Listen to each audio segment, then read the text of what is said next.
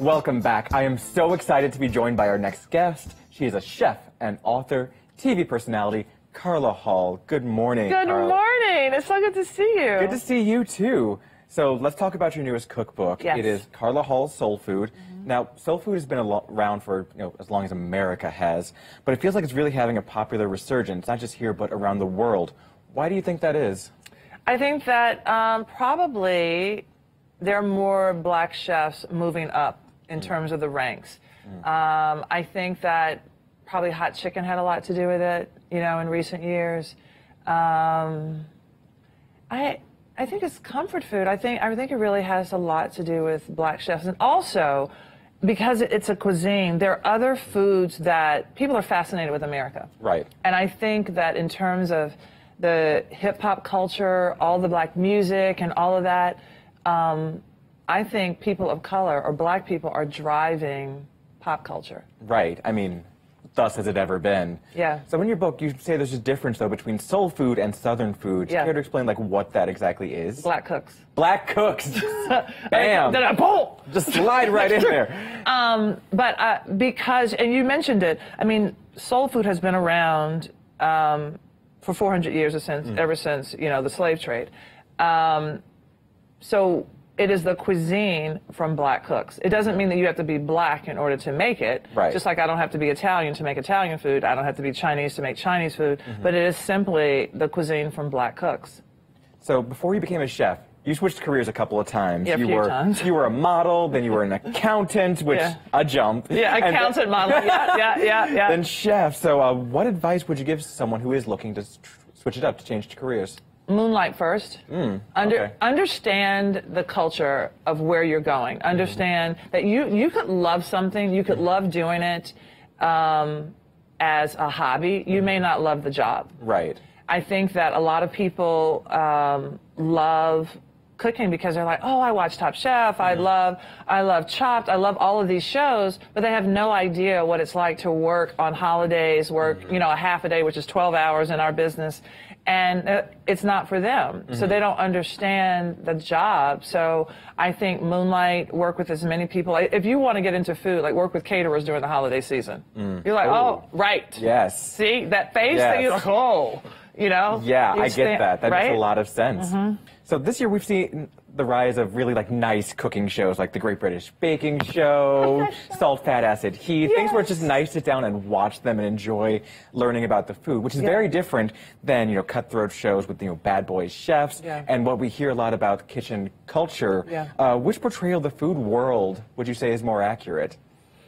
I think that drama is created when people are running around because it's the stress of those chefs that is fun for people to watch, But I think what I'm hoping is that it goes to the former. I'm hoping that it goes to this really nice portrayal. Because when you come into some kitchens, if you are really there to nurture people, if you're really there to say, I'm going to serve you love, and it should be that feel-good energy from when the people are actually making the food and extending to the dining room. Because if it's all of that angst and being competitive and all of that, the diners are going to get sick. I'm telling you, it's about cooking with love. And if you're cooking with angst and energy and competitiveness, I have had that food, and I don't want to come back here. Oh, wow.